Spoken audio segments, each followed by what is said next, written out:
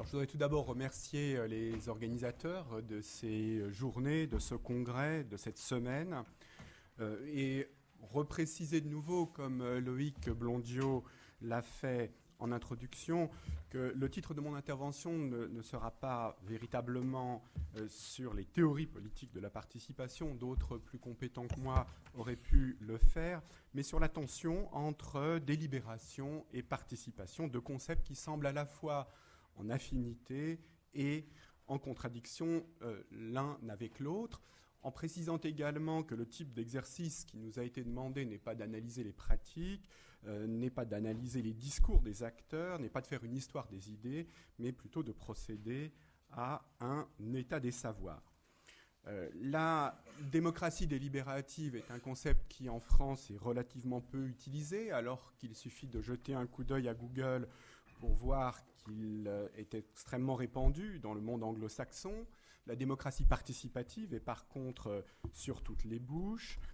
De loin, les deux notions peuvent sembler apparentées, et pourtant les théoriciens des deux domaines, démocratie participative, démocratie délibérative, très souvent ne viennent pas des mêmes milieux, ne travaillent pas sur les mêmes objets, n'ont pas le même corps de réflexion théorique. S'agit-il d'une situation transitoire avec une affinité élective qui ferait que chacun des deux champs, des deux notions serait amené à se féconder mutuellement, ou à l'inverse, s'agit-il d'une tension irréconciliable? On se rappelle les mots fameux de Périclès tels qu'ils furent reconstitués par Thucydide alors que le dirigeant athénien faisait l'éloge funèbre des soldats tombés à Marathon, je cite, « Nous sommes en effet les seuls à penser qu'un homme ne se mêlant pas de politique mérite de passer, non pour un citoyen paisible, mais pour un citoyen inutile. Nous intervenons tous personnellement dans le gouvernement de la cité, au moins par notre vote, ou même en présentant à propos nos suggestions, car nous ne sommes pas de ceux qui pensent que les paroles nuisent à l'action, nous estimons plutôt qu'il est dangereux de passer aux actes avant que la discussion nous ait éclairé sur ce qu'il y a à faire. Participation et délibération semblent, de ce point de vue, intimement liées, mais dès cette époque, cette perspective est soumise à une double critique qui se veut à la fois réaliste et élitiste. On peut citer par exemple, dans Les Suppliantes d'Euripide, les propos du porte-parole de Thèbes, qui dit qu'une cité où la multitude prétend gouverner est condamnée à être manipulée par des orateurs qui, je cite, l'exaltent et la tourmentent en tous sens et au gré de leur propre intérêt. D'ailleurs, ajoute-t-il, comment la masse qui gouverne mal ses propres pensées pourrait-elle mener fermement la cité? Si vous remplacez multitude par opinion et orateur par journaliste, politicien et institut de sondage, la première partie au moins de cette citation semblera étrangement rappeler la charge de certains tenants de la sociologie critique française contemporaine contre les primaires du Parti socialiste. C'est cette question de la tension entre délibération et participation que je voudrais aborder en trois coupes, sans avoir la prétention d'apporter un éclairage systématique. D'abord en retraçant comment un certain républicanisme, incarné particulièrement par Durkheim, peut penser le problème. Deuxièmement, de voir comment la question est transformée après ou à partir des élaborations habermasiennes sur l'espace public. Et puis enfin, comment elle se pose dans les théories contemporaines de la démocratie délibérative. Alors tout d'abord, sur le républicanisme et Durkheim, on connaît bien aujourd'hui les débats des pères fondateurs des républiques françaises et américaines. On connaît sans doute moins bien ceux de la Troisième République, et je voudrais m'inscrire dans la lignée des travaux de Pierre Rosanvallon, de Dominique Régnier ou de Paula Cossard sur cette période, en m'attardant sur un auteur qui me semble bien résumer l'esprit d'un certain républicanisme. À la fin du XIXe et au début du XXe, Durkheim avance que la démocratie se caractérise avant tout par l'intensité particulière de la communication entre gouvernants et gouvernés, d'une part, et par le rôle croissant joué par la réflexion dans l'action publique, d'autre part. Si l'on se bornait là, on pourrait en faire un précurseur des théories de la démocratie participative et de la démocratie délibérative. Cependant, Durkheim donne à sa thèse une tournure très particulière. Pour lui, la communication démocratique se déploie sur 3 canaux distincts, à l'intérieur de l'État, entre l'État et la société, et au sein de la société. Le premier canal est celui que le sociologue met au devant de la scène, et c'est aussi le seul pour lequel il emploie le terme de délibération. Durkheim joue sur le double sens du mot en français, discussion collective d'un côté, prise de décision par une instance collective de l'autre, en écrivant par exemple « L'État se trompe souvent sur les motifs qui le déterminent, mais ce qui est essentiel, c'est que ces déterminations soient, à quelque degré, motivées. Il y a toujours, ou généralement au moins, un semblant de délibération, et l'organe intérieur de l'État est précisément destiné à prendre ces délibérations. De là, ces conseils, ces assemblées, ces discours, ces règlements, ces représentations se distinguent des autres représentations collectives par leur plus haut degré de conscience et de réflexion. Le second canal d'échange discursif passe entre l'État et la société. C'est presque exclusivement à ce canal qu'est réservé le terme de communication par Durkheim. Celle-ci relève avant tout d'une dynamique pédagogique. Une part croissante des délibérations sont publiques, du coup les citoyens y assistent certes de loin, mais peuvent y réfléchir, s'en imprégner, faire leur la réflexion gouvernementale. C'est là, dit Durkheim, ce qui fait la supériorité morale de la démocratie. Cette école de citoyenneté implique une asymétrie, il ne s'agit pas d'un dialogue. L'État doit en effet, dit Durkheim, être, je cite, un foyer de représentation neuve, originale, qui doivent mettre la société en état de se conduire avec plus d'intelligence que quand elle est mue simplement par les sentiments obscurs qui la travaillent. Cependant, la communication démocratique implique également en retour une communication des citoyens vers l'État. Durkheim est moins précis sur ce point. Il évoque d'un côté la gestion administrative qui permet de prendre le pouls des administrés et d'autre part des consultations régulières qui permettent à l'État, politiquement parlant, d'entendre les citoyens. Le troisième canal de communication concerne la société elle-même. Il s'établit entre les simples citoyens. C'est celui qui est le plus évanescent chez Durkheim, qui n'a pas de mots unifiants pour le décrire. À la démocratie correspondent 3 formes spécifiques de pathologie de la communication. La première réside dans une délibération insuffisante de l'État. Durkheim ne s'y attarde pas. La deuxième pathologie surgit lorsque l'État ne trouve pas assez de répondants dans la société et que le retour de la communication n'est pas suffisant. Cela peut provenir d'une éducation civique insuffisante. Cela peut provenir aussi du fait que les consultations régulières sont mal organisées. La troisième pathologie est beaucoup plus grave. Elle intervient lorsque la délibération étatique est submergée par la communication venant de la société. En effet, écrit Durkheim, le rôle de l'État n'est pas d'exprimer, de résumer la pensée réfléchie de la foule, mais de surajouter à cette pensée irréfléchie une pensée plus méditée. L'État, c'est l'intelligence mise à la place de l'instinct obscur. Et s'il abandonne son rôle d'éducateur pour être à la traîne de l'opinion publique, la délibération régresse inévitablement à des formes de pensée plus primitives. Durkheim n'est que l'un des points d'équilibre possibles entre délibération et participation, mais il me semble qu'il est particulièrement éclairant et qu'il met en place une structure autour de laquelle d'infinis combinatoires vont être déroulés ensuite par la pensée républicaine. Et d'une certaine manière, évoquons la deuxième pathologie, la mauvaise organisation des consultations régulières, et faisons un rappel à l'actualité. Les tenants à critique des primaires socialistes ne disent-ils pas finalement qu'elles sont une manière de réguler une meilleure consultation? Et de même pour la troisième pathologie, remplacer État par parti de militants, et vous aurez une expression assez juste des vues des hommes politiques et des femmes politiques et des sociologues opposés aux primaires. Alors bien sûr, à cette perspective républicaine, des critiques des autres variantes de républicanisme, des courants socialistes et libertaires, le libéralisme d'un Tocqueville analysant la démocratie américaine et plus particulièrement les jurys, tout le filon, la tradition pragmatiste, illustrée notamment par Dewey, s'inscrivent en contre, en décalage par rapport à cette tradition. Mais il me semble qu'à un moment donné, elle a cristallisé quelque chose qui demeure encore aujourd'hui vivent. Alors je voudrais maintenant aborder les théories de l'espace public à partir de l'élaboration habermasienne. Dans les années 1960, Habermas publie son ouvrage L'espace public. Cette thèse a le mérite de faire ressortir théoriquement un fait social, sémantique et politique majeur, l'affirmation à la fin du XVIIe et au XVIIIe d'un public distinct de l'étatique, voire tourné contre lui.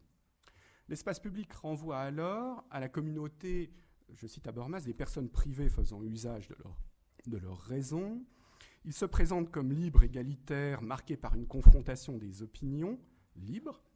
L'idée forte qui se dégage est que l'action étatique doit être légitimée par des raisons devant un espace extérieur, ce que l'historien Baker appellera le tribunal de l'opinion. Du coup, la légitimité de l'État ne dépend pas simplement de lui-même ou d'un ordre divin, mais précisément de la façon dont il est jugé par ce tribunal de la raison.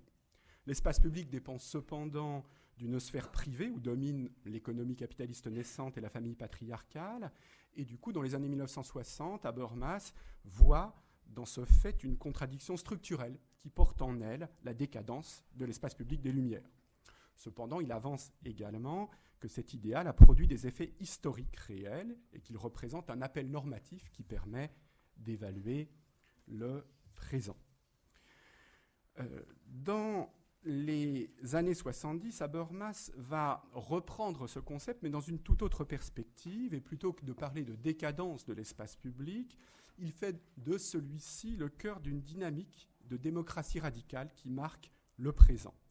Il adosse par ailleurs cette logique délibérative de l'espace public sur une anthropologie de l'agir communicationnel. Cette anthropologie va très largement rester une cathédrale dans le désert et n'aura guère d'effet sur les recherches historiques et sociologiques, mais la réinterprétation de la notion d'espace public à partir des années 70 va avoir une importance considérable et durable sur la façon de concevoir délibération et participation. Trois voies me semblent plus particulièrement susceptibles d'être évoquées. La notion d'espace public va tout d'abord faire l'objet d'une réception critique chez les historiens et les sociologues, en particulier en France.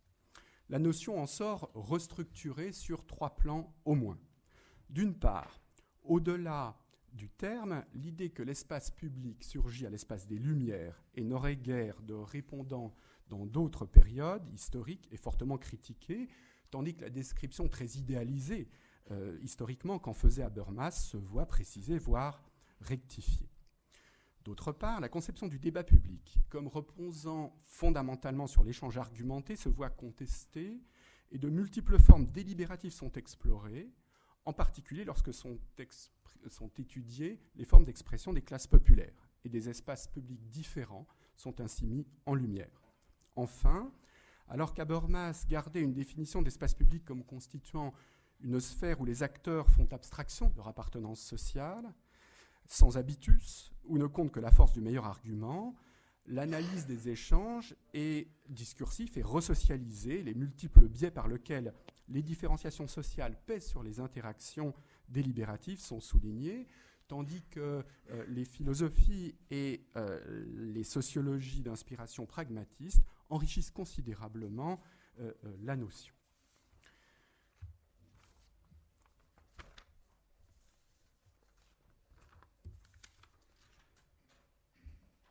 Au total, la notion gagne en épaisseur sociologique et historique. Reformulée, elle perd en univocité, mais elle dépasse la dichotomie raison-passion qui marquait les Lumières et permet de prendre en compte des formes multiples par lesquelles le grand nombre peut participer à la définition publique des orientations collectives. Les gouvernants peuvent certes influencer les débats, voire tenter de les instrumentaliser, et ils ne s'en privent d'ailleurs pas. L'espace public ou les espaces publics ne sont cependant pas manipulables à volonté. Ils offrent des résistances, déploient des capacités d'autonomie qui varient selon les époques, les lieux, les conjonctures. Leur existence constitue une donnée tout aussi fondamentale que celle de l'État moderne, bureaucratique. Sans l'espace public, l'expérience démocratique serait tout simplement impossible. Cette thèse semble triviale, mais elle est néanmoins largement méconnue, voire rejetée par les théories polarisées sur les élites et le primat de l'offre politique. Et quelle différence l'état des savoirs qui en résulte. On peut voir la différence entre l'état du savoir qui en résulte et puis celui qui était caractéristique de la sociologie durkheimienne ou d'ailleurs weberienne. Un deuxième développement est significatif. Habermas, quant à lui, élabore dans un second temps, à partir des années 80, un modèle de démocratie procédurale très normatif et très éloigné des sciences humaines et sociales.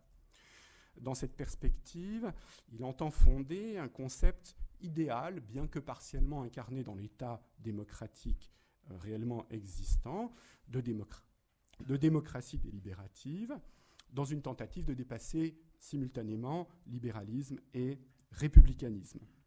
Le pas théorique décisif est d'abattre la cloison entre opinion publique et délibération.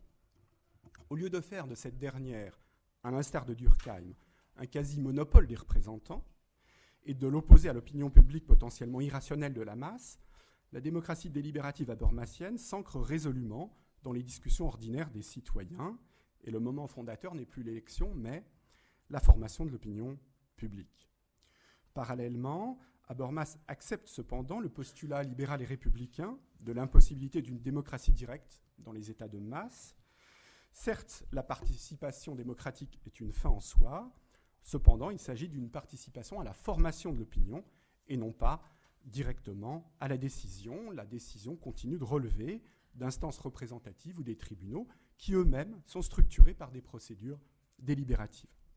Le fait de la représentation n'est pas envisagé comme une source de distorsion dans la perspective de cette auto-organisation d'une communauté juridique. Et parallèlement, la volonté de passer d'une réflexion centrée sur les acteurs à une théorie basée sur les procédures est poussée si loin que la préoccupation d'une possible déformation de la délibération par les inégalités sociales ou culturelles passe complètement à l'arrière-plan. Troisième voie notable, si l'on compare la façon dont la démocratie participative a émergé dans les années 70 sur la scène académique et la façon dont aujourd'hui elle est discutée, et les journées que nous vivons en ce moment en sont un symbole, la différence est frappante.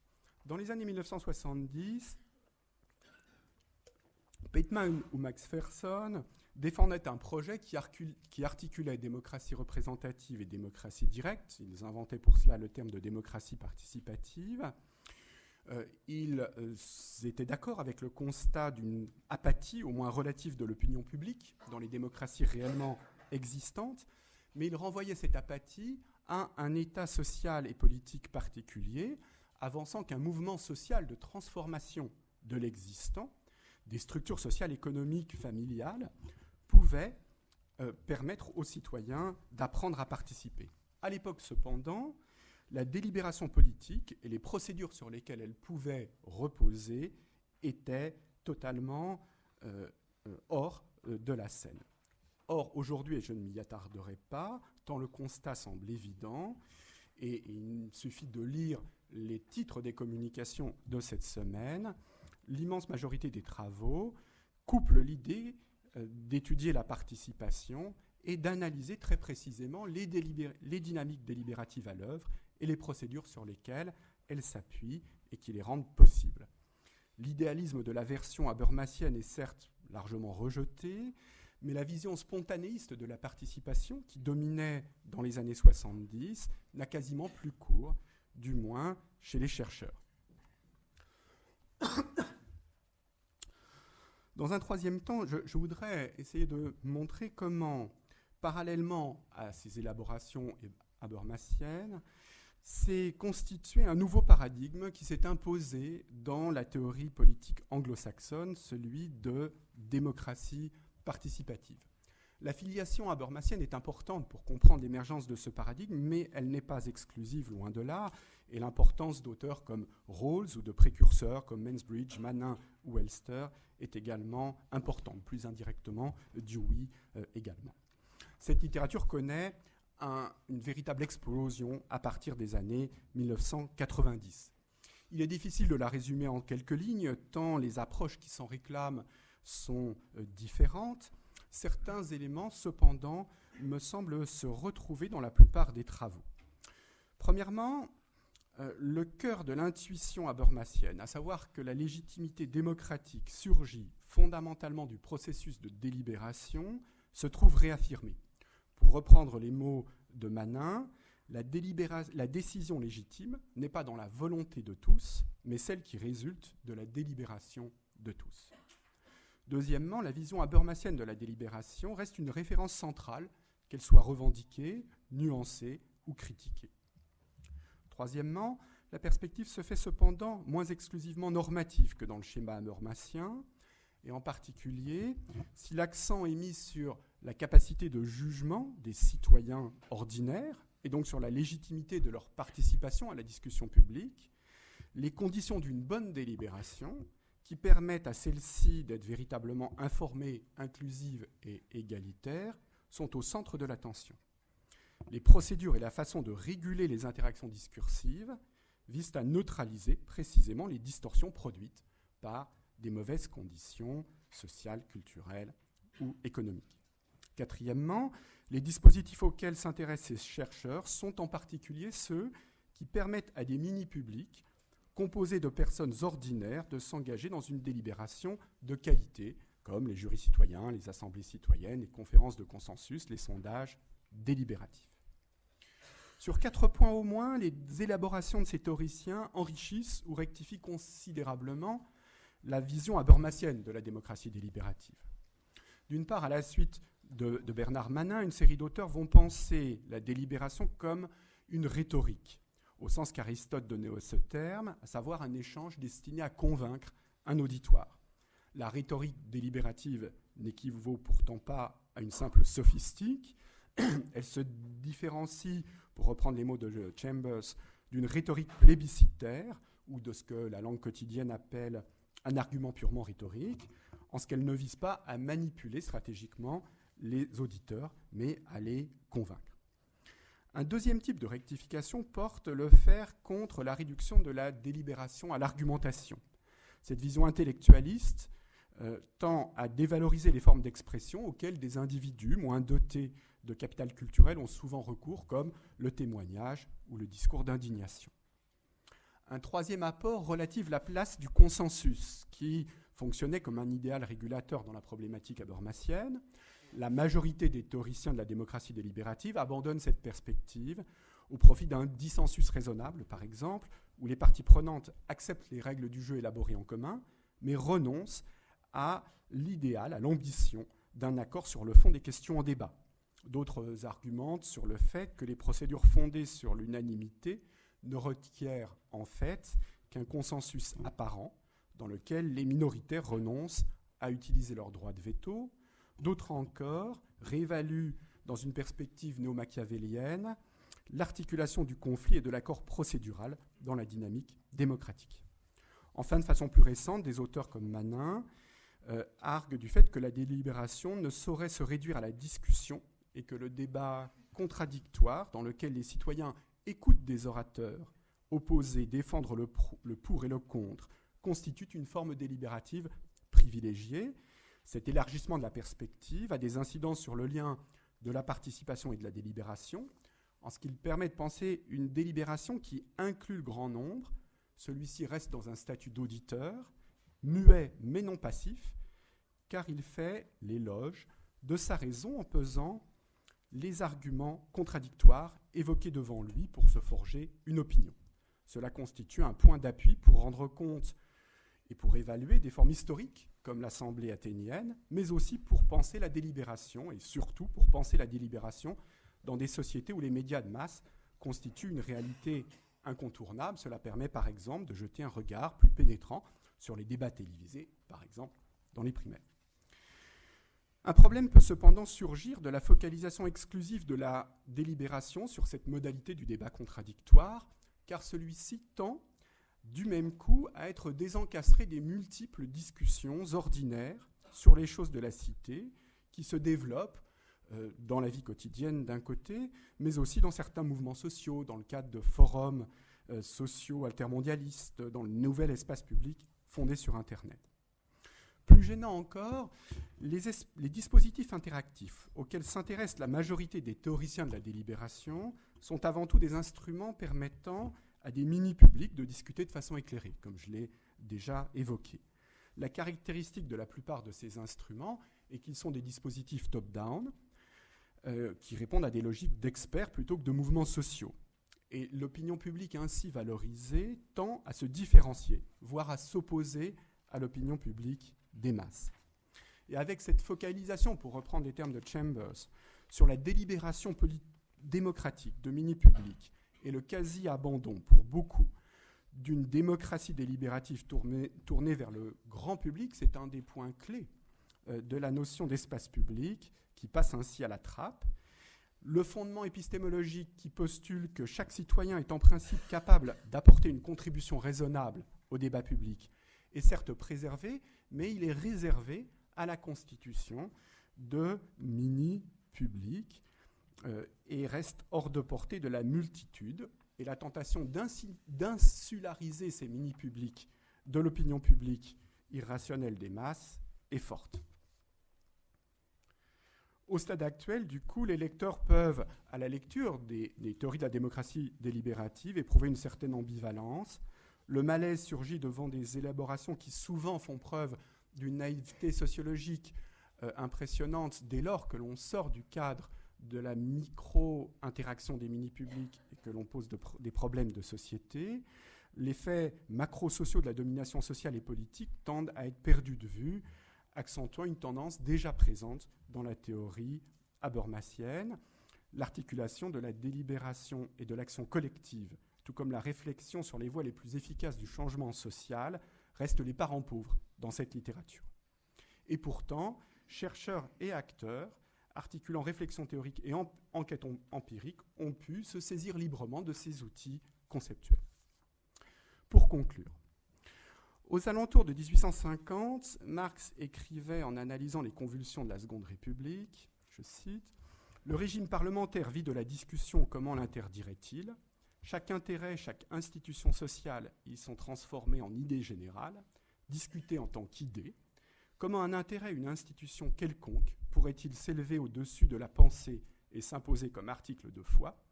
Les représentants qui en appellent constamment à l'opinion publique habilite cette même opinion publique à exprimer son opinion réelle. Quant au sommet de l'État, on joue du violon. Comment ne pas s'attendre à voir danser ceux qui sont en bas ? Il me semble que ce constat ironique n'a rien perdu de son actualité. Le panorama très simplifié que j'ai esquissé des travaux sur la participation et la délibération montre bien que, dans l'histoire des démocraties réellement existantes, la délibération constitue une dimension incontournable. Il montre aussi que, contrairement à ce que postulait Durkheim, elle n'est pas contenable facilement dans le cercle restreint des dirigeants de l'État, ou pourrait-on rajouter dans l'avant-garde éclairée du parti militant. La montée en puissance des théories de la démocratie participative et de la démocratie délibérative, dont le présent congrès constitue un symbole, est difficilement explicable par la seule logique du débat académique. Elle renvoie à des évolutions sociales et politiques qui ne pouvaient être l'objet de mon propos, mais qu'il convient d'avoir en tête. Elle accompagne des expérimentations réelles, la mise en place de nouveaux dispositifs institutionnels, l'émergence de dynamiques délibératives innovantes à l'intérieur de certains mouvements sociaux. Cette dynamique transgresse les frontières du gouvernement représentatif. Si elle ne constitue pas ou plus une alternative à celui-ci, elle le complète ou le contrebalance plus qu'elle ne s'y réduit. Et pourtant, dans les pratiques comme dans les élaborations théoriques, l'articulation de la délibération et de la participation n'a rien d'aisé. Elle constitue un travail ardu et plein d'obstacles. La dimension élitiste du porte-parole de Thèbes que j'évoquais en introduction a sans doute perdu de sa crédibilité. Cependant, la dimension réaliste de cette critique reste un défi, d'autant qu'elle peut aujourd'hui être soutenue par toute une série de travaux sociologiques et historiques. Une synthèse théorique et plus encore pratique est-elle envisageable ? Peut-on en discerner les prémices dans les dispositifs participatifs actuels, voire dans les primaires mises en place par les gauches italiennes et françaises pour désigner leurs candidats aux élections ? Je laisse bien sûr au professeur Bobbio le soin de répondre à cette double question.